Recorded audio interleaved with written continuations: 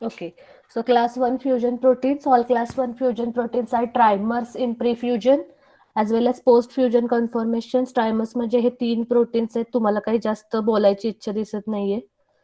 तुम्ही जेवढं जास्त कमी रिस्पॉन्ड कराल तेवढं शिकवायची इच्छा आम्हाला कमी होईल व्यवस्थित. एवढं लक्षात ठेवा. सो हे ट्रायमर्स इथे तुम्हाला 3 प्रोटीन्स दिसतायत. हे 3 प्रोटीन्स मिळून एक ट्रायमर. इझी आहे. 3 प्रोटीन्स किंवा कुठलेही 3 मॉलिक्युल्स असले, specially 3 proteins, those are trimers. So class 1 fusion proteins काय आहेत? ट्रायमर्स आहेत in pre fusion. Cell envelope किंवा व्हायरल एन्व्हलप आणि सेल मेम्ब्रेन फ्यूज होण्याच्या आधी सुद्धा, त्या फ्युजनच्या आधी सुद्धा दोज आर ट्रायमर्स, आणि पोस्ट फ्युजन कन्फर्मेशन मध्ये सुद्धा ते ट्रायमर्सच असणार आहेत. They are being characterized by a single chain precursor which becomes fusion active by proteolytic cleavage. आधी सुरुवातीला it is a single chain precursor आणि फ्युजनच्या वेळेस ऍक्टिव्हेशन होतं, त्याच्यामध्ये प्रोटिओलायटिक क्लिवेज होतं and then it cleave then it gets cleaved into different receptors, different subunits म्हणता येतील त्यांना. HIV वेळेस तुम्हाला जास्त व्यवस्थित कळेल की कसं सुरुवातीला एकच असतं आणि त्याच्यानंतर प्रोटिओलायटिक क्लिवेज होतं ड्युरिंग फ्युजन, आणि त्यानंतर त्याच्यापासून 2 वेगवेगळे प्रोटीन सब युनिट्स तयार होतात. सो द क्लिवेज, हे जे क्लिवेज होतं ड्युरिंग द फ्युजन, त्या क्लिवेज मध्ये it results into 2 fragments. हा N terminal fragment which is generally receptor binding. इथे दिसतंय सगळ्यांना? स्क्रीन दिसते ना? पीपीटी दिसतो सगळ्यांना? Yes, ma'am. Okay, so this is the N-terminal part. N-terminal part is receptor binding domain.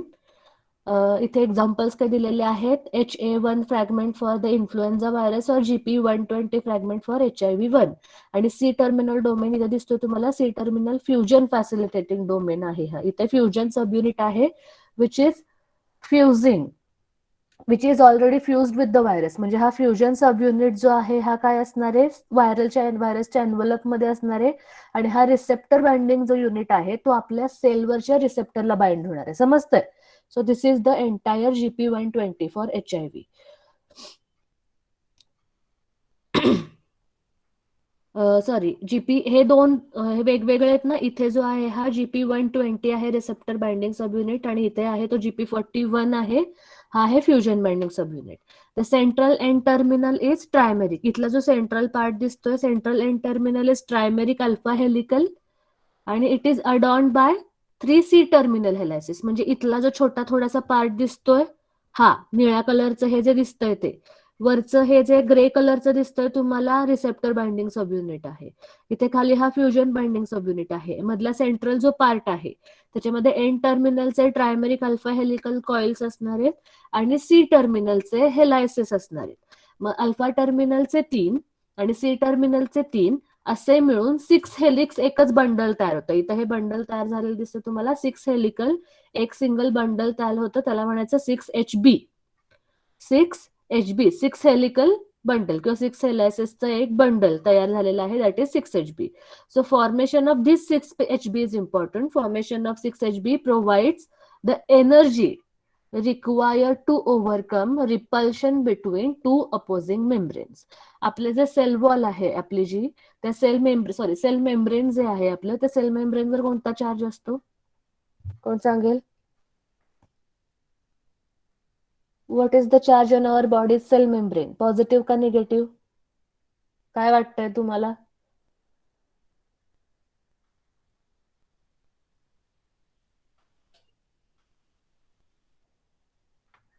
Shreya?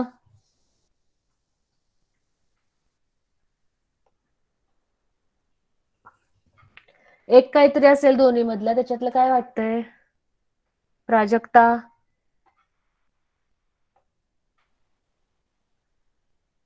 विकास आहे का? Yes madam. काय काय वाटतं तुला, पॉझिटिव्ह का निगेटिव्ह? Negative madam. कसं काय?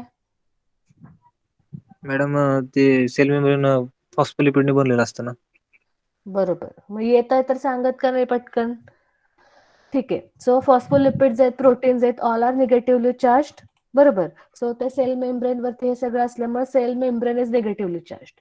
व्हायरसचा जो एन्व्हलप आहे तो एन्व्हलप काय आहे? It is derived from the host. बरोबर. व्हायरसचा जो एन्व्हलप आहे, तुम्ही व्हायरोलॉजीच्या पहिल्या 2-3 जर बघितलं असेल युनिट्समध्ये, तर virus envelope is nothing but the cell membrane of a host.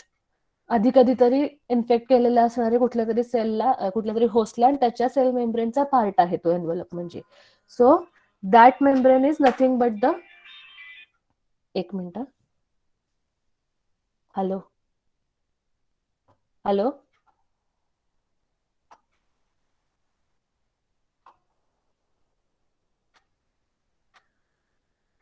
Hello. हो, लेक्चर घेते का हो?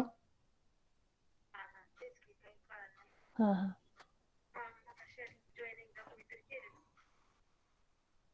नाही, मी नव्हतं. मी आत्ता 12ला जॉईन केलं.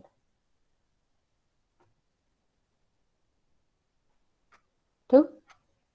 हा हा.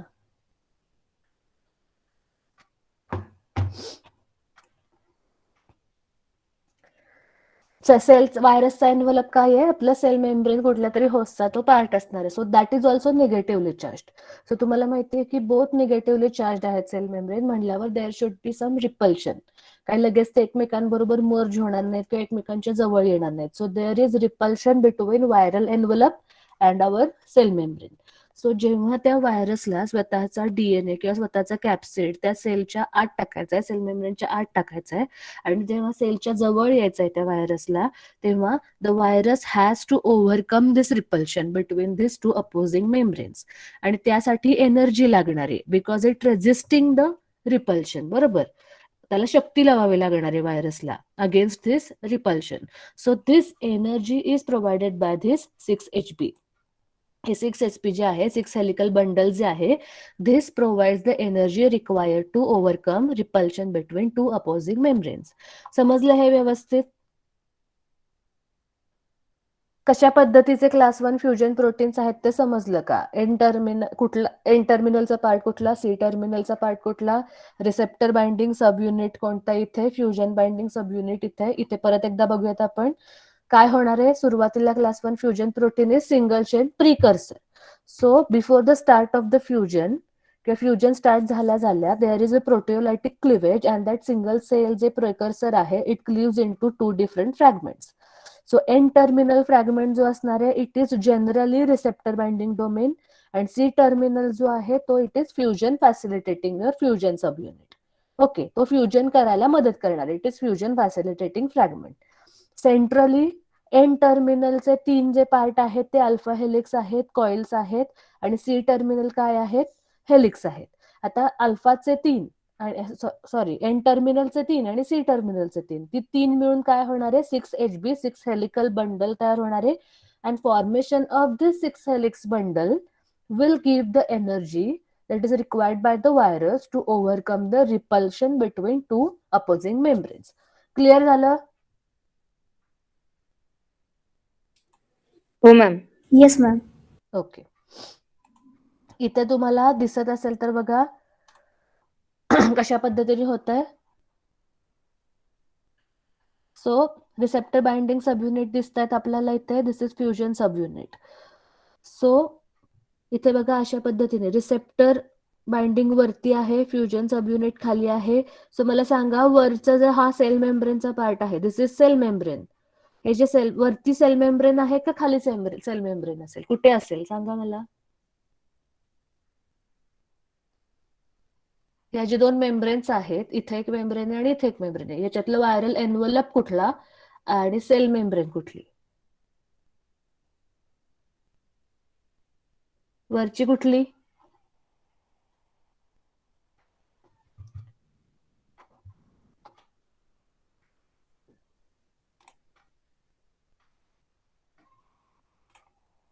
Sanika, yes ma'am. कुठली मेम्ब्रेन आहे? वरची व्हायरल असेल आणि खालची सेल मेम्ब्रेन. कशावरून?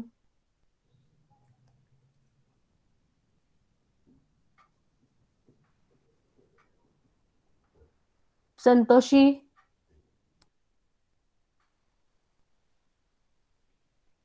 Yes ma'am. तुला काय वाटतंय?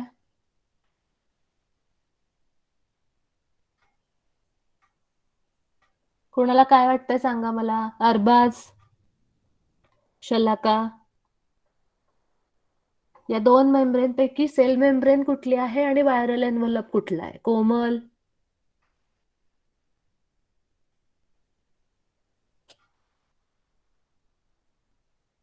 मृणाल, तुला काय वाटतंय.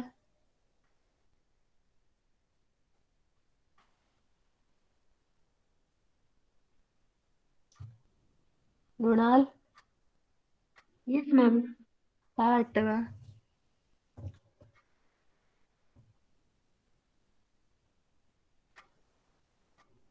अभिषेक, जे वाटतंय ते सांगा. तुम्हाला काय वाटतंय लॉजिकली बघून. वरचं स्ट्रक्चर बघा. हे स्ट्रक्चर बघा इथे काय आहे. रिसेप्टर बाइंडिंग कुठला आहे, फ्युजन बाइंडिंग कुठला आहे, आणि याच्यावरून विचार करा की याच्यातला मेम्ब्रेन मधला व्हायरल एन्व्हलप कुठला आणि सेल मेम्ब्रेन कुठला.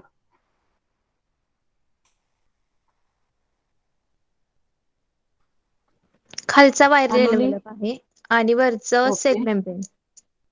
ओके त्याला बाइंड्स होतात रिसेप्टर बाइंडिंग वरती सरफेस आहेत तिथं खालच्या साईडला. त्यामुळे ते वरती सेल मेम्ब्रेनला बाइंड होणार आणि देन फ्युजन. बरोबर बरोबर सांगितलं Sachitani. Receptor binding subunit कशाला बाइंड होणार आहे. आपल्या सेलवरच्या रिसेप्टर्सला. बरोबर. It is binding to the receptor on our cell. मग आपल्या जे रिसेप्टर्स आहेत ते कुठं असणार आहेत. आपल्या सेलवर असणार आहेत. म्हणजे हे रिसेप्टर बाइंडिंग जेव्हा इथं बाइंड होतंय याचा अर्थ इथे कुठेतरी रिसेप्टर्स आहेत. HIV जर एक्झाम्पल घेतलं तर CD4 ची सपोज सेल मेम्ब्रेन असेल तर इथे काय असणार आहे. हेल्पर टी सेलची सपोज सेल मेम्ब्रेन असेल तर CD4 आणि CCR5 लास्ट आपण लेक्चरमध्ये बघितलं की ते दोन जे रिसेप्टर्स असतात ते यूज करतं HIV. सो ते रिसेप्टर्स इथे असणार आहेत याचा अर्थ. बरोबर. त्यामुळे रिसेप्टर बाइंडिंग सब युनिट इकडे वरच्या साईडला तोंड केलंय त्यानं. Because there are receptors here आणि त्याला ते बाइंड होणार आहे. त्यामुळे काय सगळ्यांना समजली काही कन्सेप्ट. वरती जे आहे ज्याच्याकडे रिसेप्टर बाइंडिंग सब युनिट तोंड केलंय this membrane is of our host cell membrane. आणि हे खाली काय आहे व्हायरल एन्व्हलप. सगळ्यांना समजलंय का. हो नाही काहीतरी सांगा. Durga, Yes, ma'am. Understood. ठीक आहे. सो आता रिसेप्टर प्री अटॅचमेंट किंवा प्री फ्युजन आहे. ट्रिगर झालेला आहे आता फ्युजन. आफ्टर ट्रिगरिंग काय होणार आहे. प्री हेअरपिन स्ट्रक्चर फॉर्मेशन झालेलं आहे आणि त्यानंतर क्लोज अपोजिशन व्हायला लागलेली आहे. इथे आपण व्हिडिओमध्ये काल परवा मागच्या लेक्चरला म्हणून मी तुम्हाला व्हिडिओ दाखवला की after the trigger and after the binding of the receptors काय होतं. कन्फॉर्मेशनल चेंज होतात. बरोबर. कन्फॉर्मेशनल चेंज होतात इथल्या प्रोटीन सब युनिट्स मध्ये आणि ते काय करतात. हे दोन इथलं सेल मेम्ब्रेन आणि हे व्हायरल एन्व्हलप एकमेकांना जवळ ओढायला चालू करतात. व्हिडिओ आठवतोय का सगळ्यांना. असं हे हळूहळू जवळ ओढलं जातं आणि then the transmembrane contact happens आणि नंतर they both the membranes merge with each other.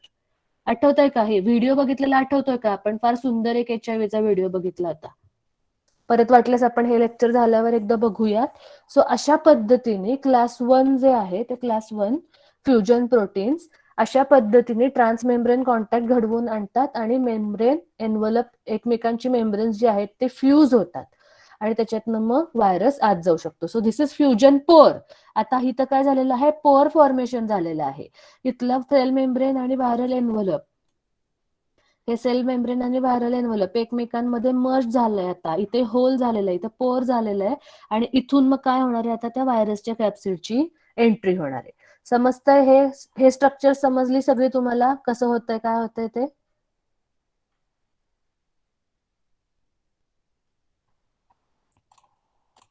Next आपण एंट्री ऑफ HIV बघतोय. HIV मध्ये बघा काय होतंय आता. Entry of HIV, the human immunodeficiency virus expresses an envelope glycoprotein GP160. Envelope glycoprotein आहे GP160 which mediates the entry of HIV. त्याच्यामध्ये त्यांनी HIV एंटर होतो. इनिशियली इथे आय राहिला.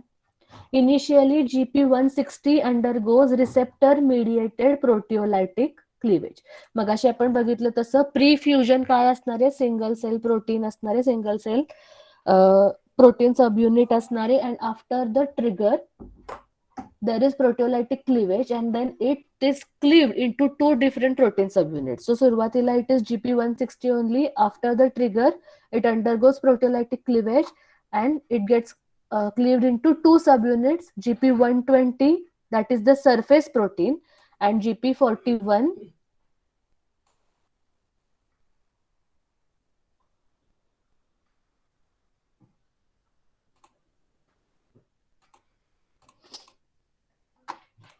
GP120 सरफेस प्रोटीन आहे आणि GP41 काय आहे, ट्रान्समेम्ब्रेन प्रोटीन.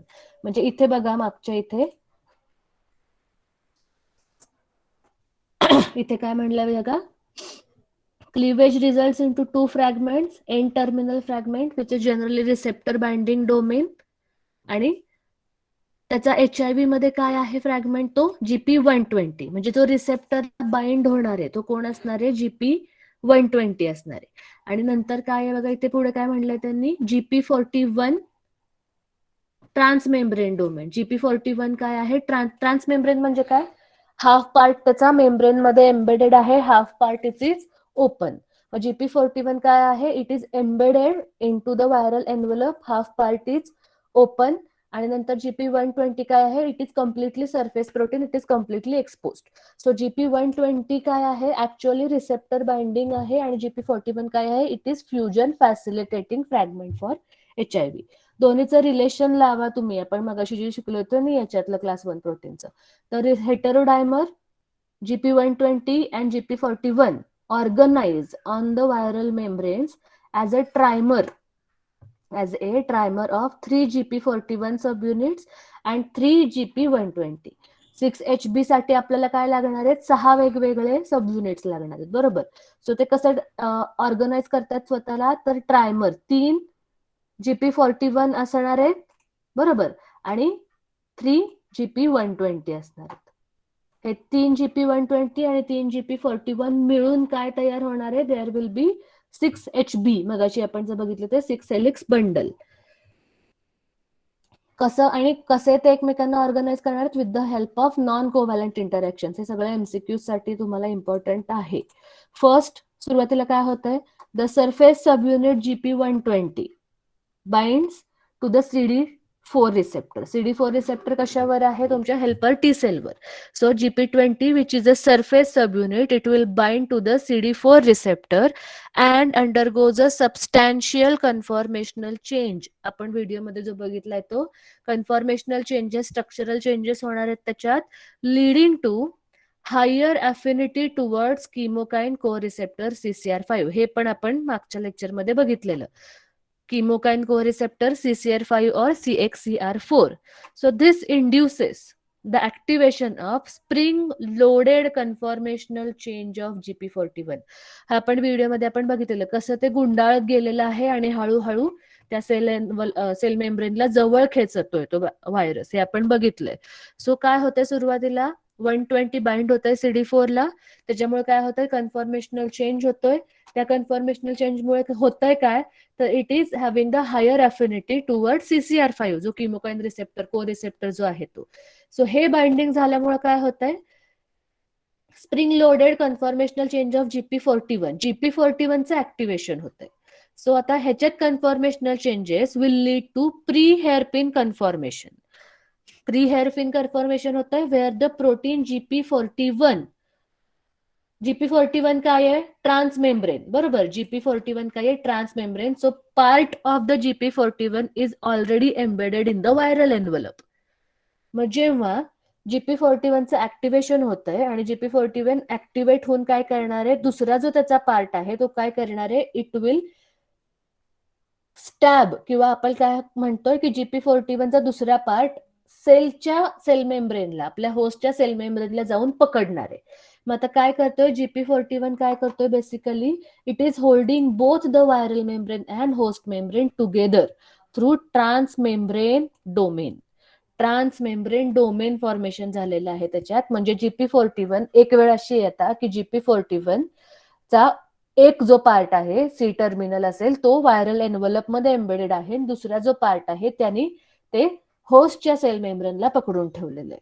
सो अशा पद्धतीने हे जे डोमेन तयार झालेलं आहे GP41 चं, it is a trans membrane domain or TMD and hydrophobic fusion peptide respectively. या दोन वेगवेगळ्या गोष्टीने transmembrane domain and hydrophobic fusion peptide यांनी काय पकडून ठेवलेलं आहे GP41 नी त्या व्हायरल मेम्ब्रेन आणि सेल मेम्ब्रेनला. So in addition to the TMD and fusion peptide, GP41 contains two heptad regions. GP41 ला काय आहे दोन वेगवेगळे हेप्टॅड रिजन्स आहेत NHR and CHR. NHR and CHR, N-terminal heptad region, C-terminal heptad region, and their interaction proceeds to the formation of 6 helix bundle. सगळ्यात important आता NHR आणि CHR चं ऑर्गनायझेशन चालू होईल आणि नंतर सगळे मिळून ते GP120, 41, NHR, CHR सगळे मिळून they will form the 6 helix bundle. 6 helix बंडलचा उपयोग काय मगाशी मी तुम्हाला सांगितला की it gives the energy to overcome the opposing charges, membrane opposing charges. So एकदा का हे फॉर्मेशन ऑफ 6 हेलिक्स बंडल चालू झालं की it brings the opposing membranes into closer contact. The change in free energy during the formation of 6HB facilitates the formation of fusion pore and hence HIV entry is possible. तुम्हाला माहिती आहे during the bond formation there is the release of energy. There is always a release of energy when bond forms. Okay, so हे 6 helix bundle जेव्हा तयार होतं तेव्हा there are various bond formations आणि during that bond formation भरपूर free energy release होते and this energy is used for the this energy is used for the formation of fusion pore. मगाशी आपण जे हे बघितलं दिस इज फ्युजन पोर मधला जो मोकळा भाग आहे तो त्याच्यातनं व्हायरस आत येणार आहे ते फ्युजन पोर तयार करायला त्याचा उपयोग केला जातो. सो अशा पद्धतीने क्लास 1 फ्युजन प्रोटीन्सचा उपयोग करून HIV फ्युजन पोर तयार करतं आणि थ्रू दॅन फ्युजन पोर HIV एंटर्स किंवा कॅप्सिड ऑफ HIV एंटर्स. ठीक आहे, अशा पद्धतीने HIV एंटर होतं. इथे बघा तुम्हाला दिसेल schematic representation of class 1 fusion protein. Here Fe represents fusion protein, NHR N heptad region, CHR C heptad region आणि TMD काय आहे तुमचा ट्रान्समेम्ब्रेन डोमेन. अशा पद्धतीने हे प्रोटीनचं structure schematic representation of class 1 fusion protein त्यांनी इथं दिलेलं आहे ऑफ GP41 नंतर जो तयार होतो तो. सो समजलंय? परत एकदा रिवाइज करायचंय.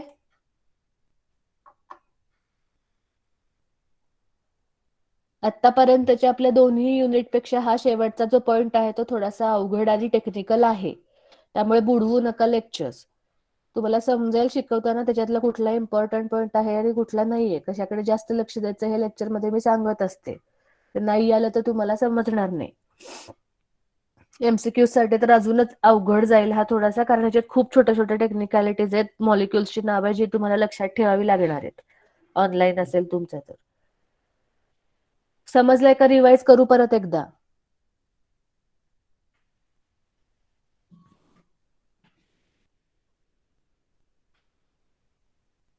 ओमकार, हॅलो, रिवाइज करा मॅडम. ओके. ऋषिकेश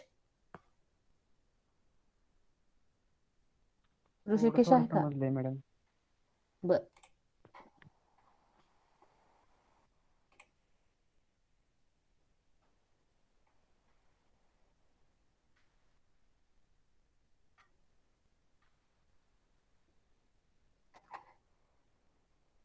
एक minute.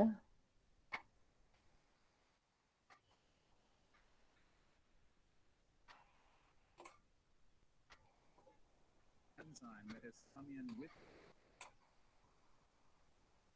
So this is HIV. It's a typical the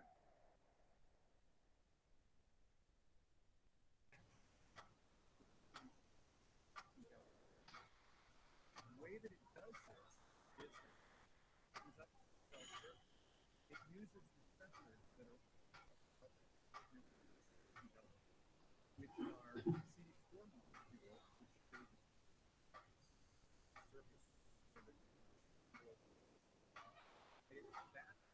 that causes and allows receptor is also called CCR. What happens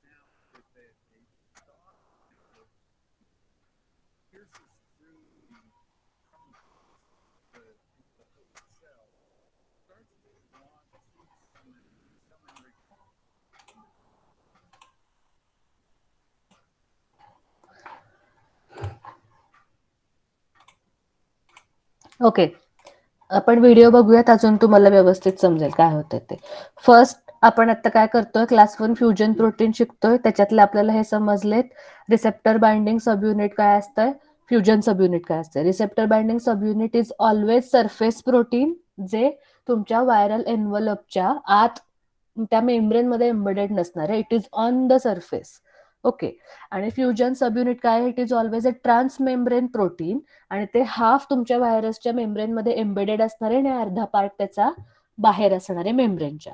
so जेव्हा व्हायरस नॉर्मल आहे, त्याच्या आसपास कुठेही होस्ट वगैरे नाहीये, it is not in contact with the host, तो blood मधनं वगैरे असं चाललाय, तर त्याच्या एन्व्हलप जर तुम्ही तेव्हा बघितलं तर there is always only one protein, जे which is related to the class 1 fusion protein. एकच प्रोटीन असणार आहे, आणि after it comes in contact with the receptor of that particular cell, that triggers the proteolytic cleavage of that protein, आणि त्याच्यानंतर त्या प्रोटिओलायटिक cleavage मधनं 2 वेगवेगळे फ्रॅगमेंट्स तयार होणार आहेत. त्याच्यातला एक फ्रॅगमेंट असेल हा वरचा रिसेप्टर बाइंडिंग सबयुनिट, एक फ्रॅगमेंट असेल हा फ्युजन सबयुनिट. ओके, इथपर्यंत क्लिअर झालं. दुसरी गोष्ट लक्षात ठेवायची, रिसेप्टर बाइंडिंग सबयुनिट जे आहेत they are generally N terminal. तुमचं प्रोटीन असतं त्याला एन टर्मिनल असतं आणि सी टर्मिनल डोमेन असतं. त्याच्यातलं एन टर्मिनल डोमेन जे आहे that is always receptor binding subunit, आणि सी टर्मिनल डोमेन जे असणार आहे दॅट इज फ्युजन प्रोटीन. आता HIV चं जर आपण घेतलं एक्झाम्पल, तर HIV चं सुरुवातीला एन्व्हलप वर काय असणार आहे, बिफोर इट गेट्स कॉन्टॅक्टेड किंवा before it comes in contact with the receptor, त्याच्या आधी काय असणार आहे, त्याच्यावर फक्त GP160 एकटं ते प्रोटीन GP160 असणार आहे. जसं it comes in contact with the particular receptor, trigger जाईल एक, आणि त्या ट्रिगरमुळे काय होणार आहे, प्रोटिओलायटिक क्लिवेज होणार आहे त्या GP160चं, and it will get cleaved into GP120 and GP41. आता मगाशी आपण डिस्कस केल्यासारखं GP120 हे काय आहे, त्याचा एन टर्मिनल डोमेन आहे. That is why GP120 is receptor binding subunit, आणि GP41 काय आहे, त्याचा सी टर्मिनल डोमेन आहे, and hence it is fusion facilitating, फ्युजनला मदत करणारं fragment. It is fusion facilitating fragment. आणि GP120 काय असणार आहे, सरफेस प्रोटीन असणार आहे. It is on the surface of the viral envelope, that is why it will immediately come in contact with the cell receptor, जो CD4 असेल तो. GP41 which is transmembrane protein, त्याला आपल्या सेलच्या कॉन्टॅक्ट मध्ये यायला थोडा वेळ लागेल, because it is transmembrane, it is not completely open to the cell membrane.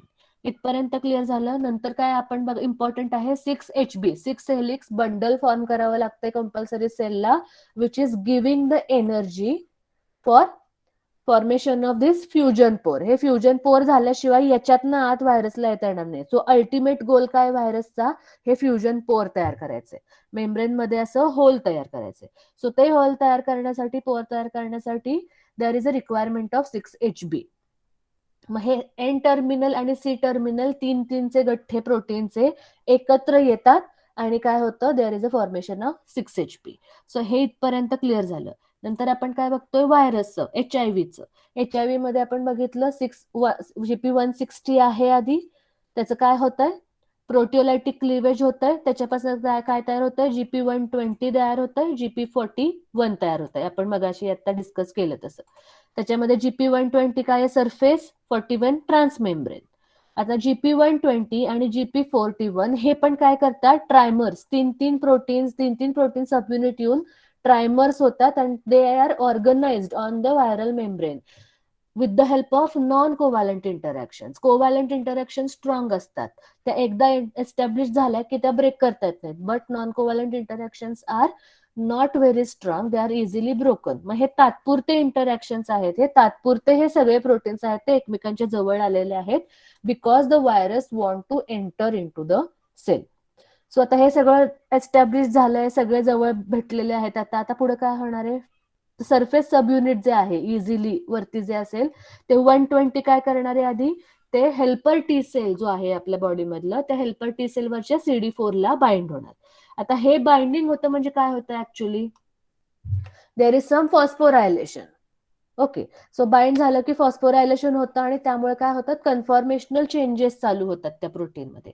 मग GP120 एकदा CD4 ला बाइंड झालं की GP120 ला कळतं की अरे होस्ट आता जवळ आलेला आहे, होस्ट खूप जवळ आहे, आता आपल्याला सेलला जवळ ओढायची गरज आहे. मग GP120 CD4 ला बाइंड झालं की त्याच्यात कन्फॉर्मेशनल चेंजेस होतात, अजून ते जास्त स्पेसिफिक होतं त्याच्या होस्टसाठी आणि त्या होस्टवरच्या सेलवरचा दुसरा जो को रिसेप्टर आहे CCR5 त्याला परत जाऊन बाइंड होतं, म्हणजे डबल बाइंड होतं ते आणि अजून कन्फर्म करतं की yes this is our cell to infect. हे झालं की ह्या दोन बाइंडिंगमुळे काय होतं 41 ऍक्टिव्हेट होतो. GP41 जो आहे ज्याच्यामध्ये स्प्रिंग लोडेड कन्फॉर्मेशनल चेंज होतात, it has a spring like activity. त्यामुळे त्याच्यात काय होतात GP41 ऍक्टिव्हेट होतं, GP120 चे दोन बाइंडिंग झाल्यामुळे GP41 ऍक्टिव्हेट होतं आणि GP41 ऍक्टिव्हेट झालं की त्याच्यामध्ये ज्या पद्धतीचे कन्फॉर्मेशनल चेंजेस होतात त्याच्यामुळे काय होतं GP41 holds both the viral membrane and host cell membrane through transmembrane domain. Viral मेम्ब्रेनला कशाच्या मदतीने धरून ठेवणार आहे तो दिस ट्रान्समेम्ब्रेन डोमेन आणि होस्ट सेल मेम्ब्रेनला तो कशाच्या मदतीने धरून ठेवणार आहे तर हायड्रोफोबिक फ्युजन पेप्टाइड. हे दोन गोष्टी तुम्हाला MCQ साठी पण इम्पॉर्टंट आहेत. After the conformational changes in GP41 protein it holds the viral membrane आणि host cell membrane, they are hold together. आणि कुठले डोमेन वापरलेले आहेत त्यांनी ते धरून ठेवायला तर व्हायरल मेम्ब्रेन धरून ठेवायला GP41 ने ट्रान्समेम्ब्रेन डोमेन वापरलेला आहे आणि होस्ट सेल मेम्ब्रेनला धरून ठेवायला त्यांनी हायड्रोफोबिक फ्युजन पेप्टाइड वापरले. सो हे दोन वेगवेगळे प्रोटीन सब युनिट वापरून GP41 ने व्हायरल मेम्ब्रेन आणि होस्ट सेल मेम्ब्रेनला धरून ठेवलंय. ओके, आता धरून ठेवलंय इथपर्यंत झालं. आता धरून ठेवलंय म्हणजे ही पोझिशन आहे. ओके, ही पोझिशन आहे, पकडून ठेवलेला आहे, ही किंवा ही या दोन्हीपैकी एक प्री हेअरपिन क्लोजअप पोझिशन ही पोझिशन आहे. आता काय करायचंय दोघांना एकमेकांच्या जवळ या मेम्ब्रेनला आणि या मेम्ब्रेनला काय करायला लागणार आहे आता एकमेकांच्या जवळ ओढायला लागणार आहे. So in addition to this transmembrane domain and hydrophobic peptide domain GP41 मध्ये काय आहे अजून दोन हेप्टाइड रिजन्स आहेत. दोन हेप्टाइड रिजन्स आहेत, N टर्मिनल हेप्टाइड रिजन आणि C टर्मिनल हेप्टाइड रिजन. आता हे दोन्ही हेप्टाइड रिजन्स काय आहेत ते एकमेकांबरोबर इंटरॅक्ट व्हायला चालू होतं आणि त्यामुळे काय होतं सगळ्यात इम्पॉर्टंट ते 6HB 6 हेलिक्स बंडल तयार व्हायला चालू होतं आणि या बंडल फॉर्मेशनमुळे जी एनर्जी लागणार आहे त्या दोन मेम्ब्रेन सेल्सला एकमेकांजवळ ओढायला ती एनर्जी मिळायला चालू होते त्या व्हायरसला आणि त्या प्रोटीन्सला आणि त्या एनर्जीचा वापर करून इथे जसं दिसतंय तुम्हाला एकमेकांकडे ओढायला चालू केलं इथे तशा पद्धतीने ते ओढायला चालू करतात. समजलं? आधीच्या पेक्षा क्लिअर झालंय का? ओमकार, ऋषिकेश, हो madam. Sanika, yes ma'am.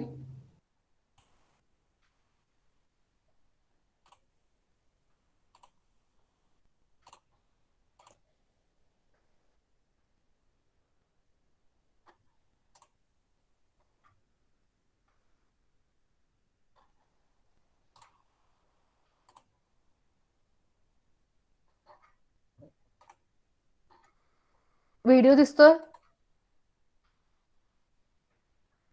Yes ma'am. Yes, ma'am. आता इथे लक्ष देऊन बघा काय चाललंय. Ultimately turn that RNA into DNA. The virus itself, with its इथून outer पुढे लक्ष द्या. envelope protein, actually directly infects T helper cells. The way that it does this is that as it comes up to the cell surface, it uses receptors that are on T helper cells and exclusive to T helper cells, which are CD4 molecule, which really defines T helper cells. It's a surface receptor that binds to the envelope protein. That causes a conformational change and allows a second receptor to grab hold of the envelope. This is the chemokine co-receptor. It's also called CCR5, and we'll talk about that more. What happens now is that the stalk of the envelope protein pierces through from the virus into the host cell and starts to draw the cell membrane and the viral membrane together. And what ultimately happens is fusion of those two membranes, and the viral genetic material is injected essentially into the cell, and the envelope protein is left at the cell surface. आपण जे शिकलोय ते बघितलं कसं होतंय? आता आपण जे डिस्कस केलंय ते कुठे कुठे झालेलं आहे ते कळलं का तुम्हाला?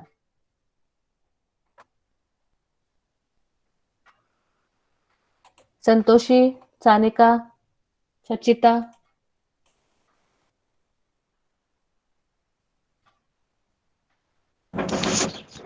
DNA आणि RNA व्हायरसेस मध्ये. नाही आता जो आपण व्हिडिओ दिसला ना सगळ्यांना? हा. मग व्हिडिओमध्ये कुठले कुठले मॉलिक्युल्स आपण याच्यातले आता अभ्यास केलेला आहे ते समजलं का? CD4 T helper cells, CD4 cells. बरोबर. इथे काय आहेत हे जे आहेत ते तुमचे हेल्पर टी सेल्सचे सेल सरफेस आहे हा. हे तुमच्या HIV वरचं काय आहेत हे GP120 आणि GP41 आहे हे काय तुमचे CD4 आहेत आणि इथले हे को रिसेप्टर आहेत किमोकाईन रिसेप्टर CCR5. मग काय झालेलं आहे हे जेव्हा रिसेप्टर हे GP120 जे आहे सरफेस रिसेप्टर त्यांनी काय केलेलं आहे आधी Receptors that are on T helper त्यांनी आधी काय केलेलं आहे GP120 CD4 ला इथं बाइंड झालंय.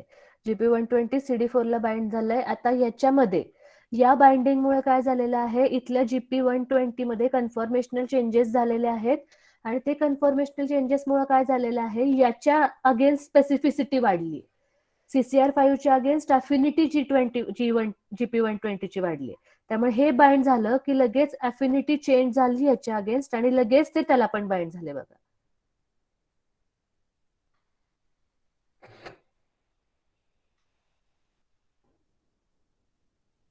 झालं का बाइंड?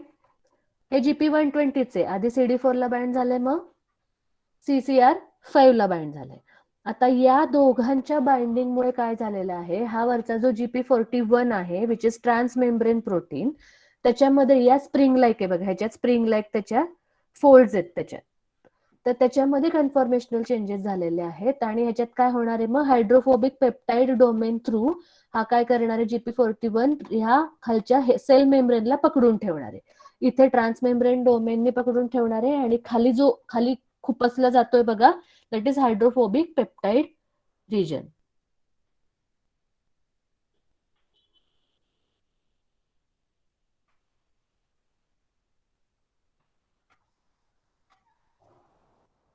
आणि कसं ओढून घेतलं जात आहे बघा ते.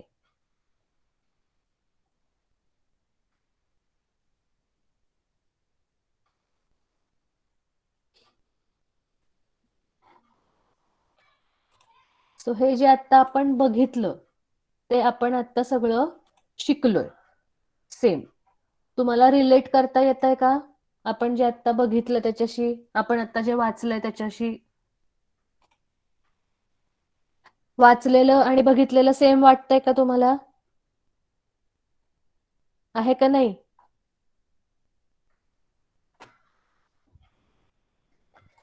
हो नाही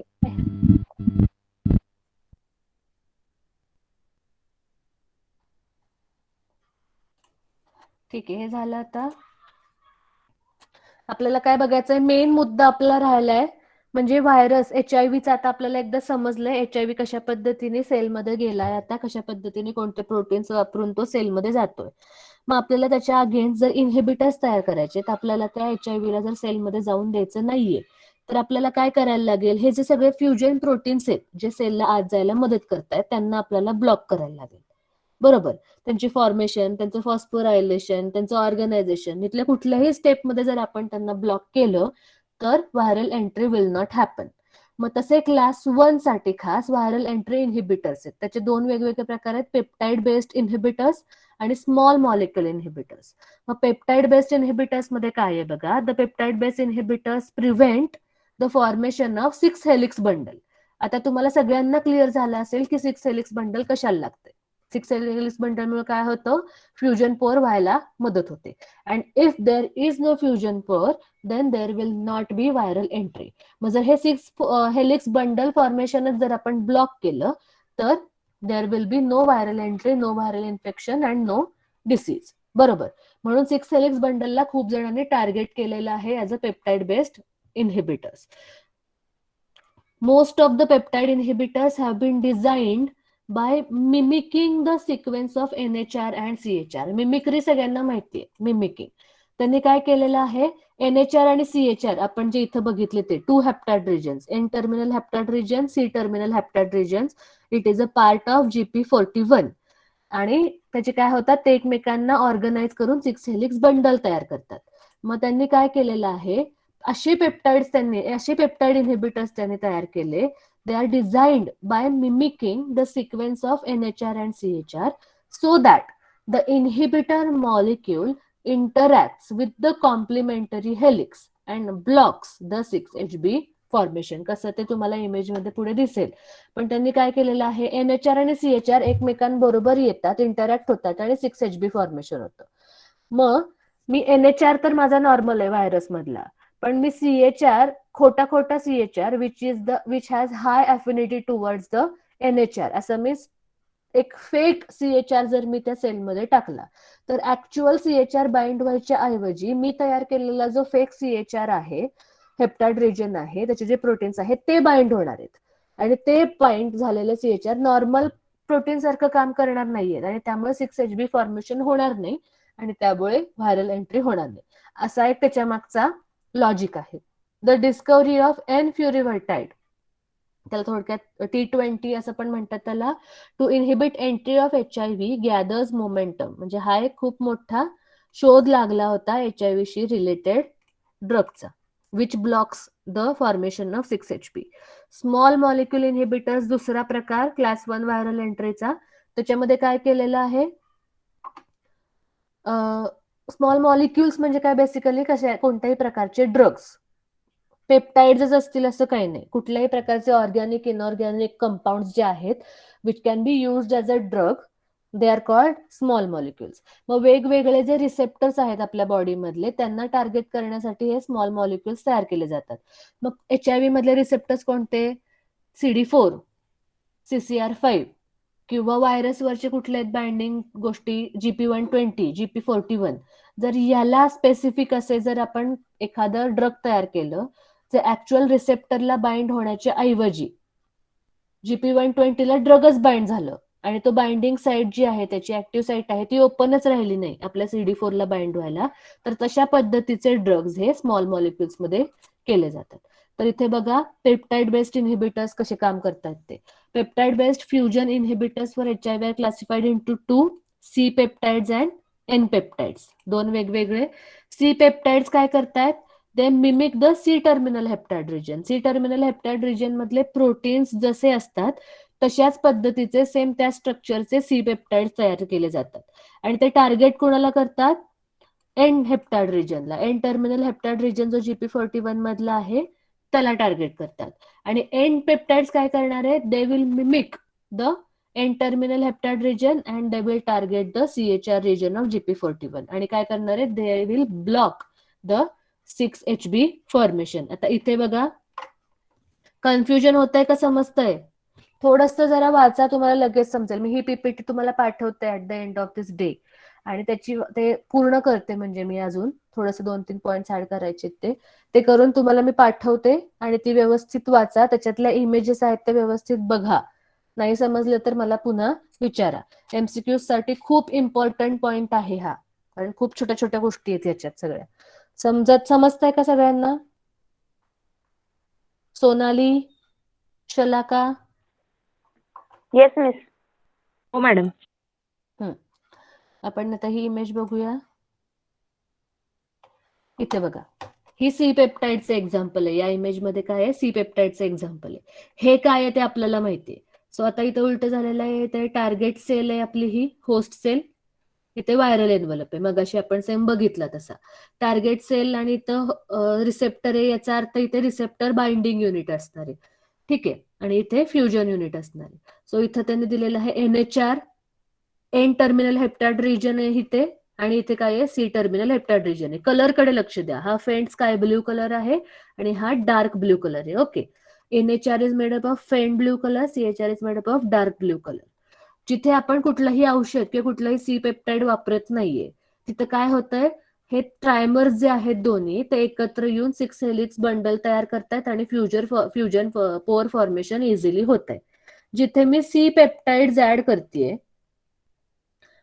जिथे मी सी पेप्टाइड्स ऍड करतेय तिथे काय होतंय बघा, एन पेप्टाइड रिजन जो आहे, सी पेप्टाइडचं तुम्हाला इथे चित्र दिसतंय, कलर दिसतोय का इथे? डार्क ब्ल्यू कलर आहे पण त्याच्याकडे रेड आउटलाईन आहे. दिसतंय ना सगळ्यांना? मोठं करून बघा थोडं. सी पेप्टाइड औषध जे मी घालणार आहे, इन्हिबिटर जो मी घालणार आहे, त्याचा कलर बघा, डार्क ब्ल्यू कलर आहे. CHR सारखंच आहे, डार्क ब्ल्यू कलर आहे मोनोमर, आणि त्याला आउटलाईन मात्र रेड कलरची आहे. मग हे जेव्हा मी इंट्रोड्यूस करेन बॉडीमध्ये तेव्हा काय होणार आहे, हे CHR, हे NHR, आणि जेव्हा हे NHR ला टार्गेट करताय म्हणजे काय, तर हा सी पेप्टाइड हा NHR ला जाऊन बाइंड होणार इथे. समजतंय का? हा जो सी पेप्टाइड आहे इट विल टार्गेट NHR म्हणजे काय, हा सी पेप्टाइड विल बाइंड, इथे दिसतंय का तुम्हाला आता बाइंड झालेलं? NHRच्या जागी इथे आता NHR वर जाऊन हा सी पेप्टाइड बाइंड झालेला आहे. आणि हे असं ते माल फंक्शन झालं. इथे फक्त NHR असायला पाहिजे होता, इथं CHR असायला पाहिजे होता. ते जर नॉर्मल असते तर अशा पद्धतीनं फ्युजन पोअर फॉर्मेशन झालं असतं. पण आता काय झालेलं आहे, NHR वर आता येऊन काय झालेलं आहे, सी पेप्टाइड बाइंड झालेलं आहे, CHR येऊन बाइंड झालेलं आहे. इथे पण CHR येऊन बाइंड झालेलं आहे. त्यामुळे इथे आता 6 हेलिक्स बंडल होत नाहीये आणि इथे फ्युजन पोअर फॉर्मेशन होणार नाहीये. सेम वे एन पेप्टाइड मध्ये बघा, बाकीचं सगळं आपल्याला माहितीये. इथं NHR आहे, CHR आहे. इथं आता सी पेप्टाइडच्या ऐवजी फक्त मी एन पेप्टाइड्स टाकलेत. आता एन पेप्टाइड्स म्हणजे काय, सेम NHR सारखंच, एन हेप्टाइड रिजन मधल्या प्रोटीन सारखंच असणार आहे, त्याला रेड कलरची आउटलाईन आहे. म्हणजे थोडंसं स्ट्रक्चरल चेंज असणार आहे काहीतरी त्या एन पेप्टाइड मध्ये. This N peptides will target CHR, C heptad region. मग तो कोणाला जर बाइंड झालंय बघा जाऊन, हे कोणाला बाइंड झालंय, एन पेप्टाइड्स इथे बाइंड झाले CHRच्या जागी. इथं ऍक्च्युअली काय असायला पाहिजे, CHR असायला पाहिजे. पण आपण औषध असा इन्हिबिटर टाकलेला आहे which is binding to the CHR आणि इन्हिबिटिंग द फॉर्मेशन ऑफ 6HP. हे समजलंय का? मी तुम्हाला पाठवते ही PPT, घरी जाऊन व्यवस्थित बघा. आता आयडिया आली आहे का what is peptide based inhibitors आणि सी पेप्टाइड्स म्हणजे काय आणि एन पेप्टाइड्स म्हणजे काय ते? अवघड वाटतंय का खूप? सिद्धी, श्रेया, अनोली बोलत नाहीये आज काय? समजतंय मॅम. अनोली कुठे आहे? आहे मॅम, समजतंय. हा,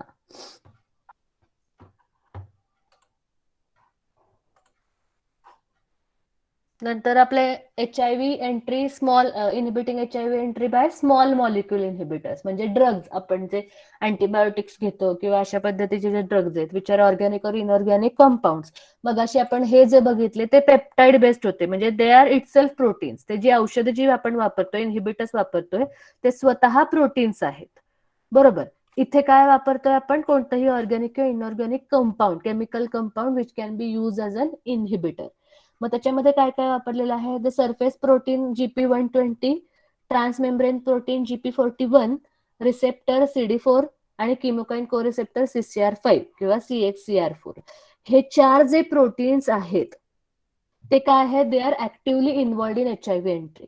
आणि जर आपण असे स्मॉल मॉलिक्युल्स ड्रग्स तयार केले which will target any of this protein, तर त्या HIV ला एंट्री करता येणार नाहीये.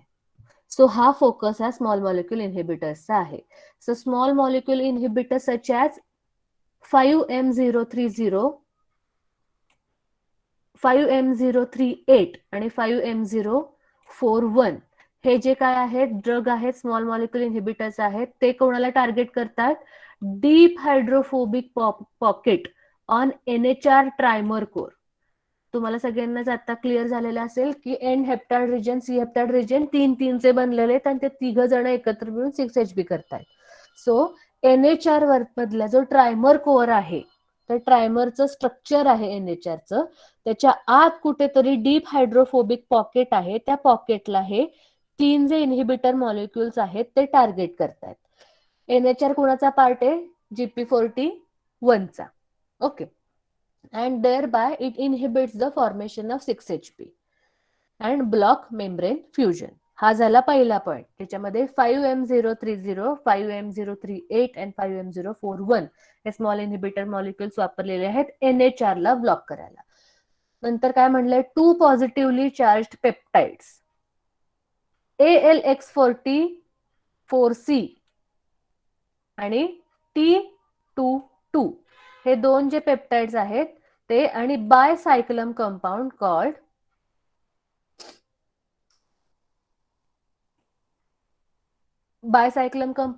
AMD3100. हे काय आहे, दे बाइंड डायरेक्टली टू CXCR5. को रिसेप्टर जो आहे आपला, त्या को रिसेप्टरला जाऊन बाइंड होतात आणि त्या को रिसेप्टरला बाइंड झाले तर GP120 CXCR5 ला बाइंडच, CXCR4 ला बाइंडच होणार नाही.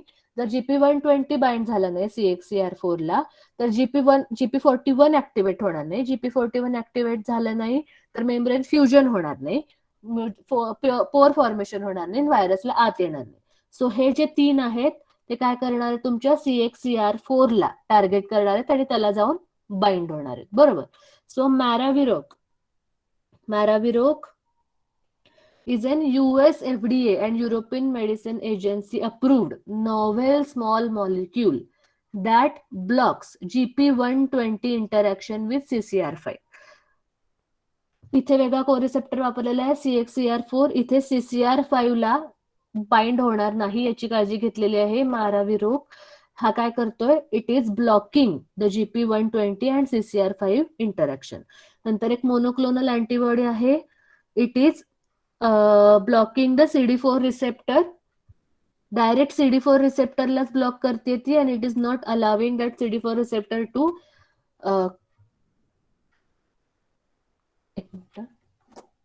It is not allowing the CD4 receptor to bind to GP120. मग इथंच जर थांबलं म्हणजे सगळंच थांबलं, पुढे GP120 लाच जर CD4 बाइंड झालं नाही तर पुढची कुठलीच स्टेप होणार नाही and there will be no viral entry. तर अशा पद्धतीचे हे स्मॉल मॉलिक्युल्स आहेत. सो आपला क्लास 1 फ्युजन प्रोटीन म्हणजे काय, कुठल्या व्हायरसमध्ये ते क्लास 1 फ्युजन प्रोटीन्स वापरले जातात त्याचं एक एक्झाम्पल, आणि त्याच्याशी रिलेटेड मग इनहिबिटर्स कुठल्या पद्धतीचे वापरले जातात त्या प्रोटीन्सचा वापर करून व्हायरस एंट्री थांबवण्यासाठी. हे आपला एक पहिला पॉइंट झालेला आहे व्हायरल एंट्रीचा. क्लिअर झालंय सगळ्यांना? उद्या पण बहुतेक एक्स्ट्रा लेक्चर मी घेईन एक, बघूया. सांग, उद्या नाही, उद्या सुट्टी आहे, पण जर तयार व्हाल का तुम्ही एक्स्ट्रा लेक्चर घेतलं तर यायला, का तुम्हाला ते ह्याला उद्या आपलं हे आहे ना अल्युमनाय मीट आहे ना येस मॅम. अस्मिता? ओके ठीक आहे. परवा एक्स्ट्रा लेक्चर घेईन मी, माझा लेक्चर नाही आहे पण त्या दिवशी मी एक्स्ट्रा एक लेक्चर घेईन. या वीक मध्ये आपण संपवून टाकूया ते. तुमची एक्झाम कधी आहे?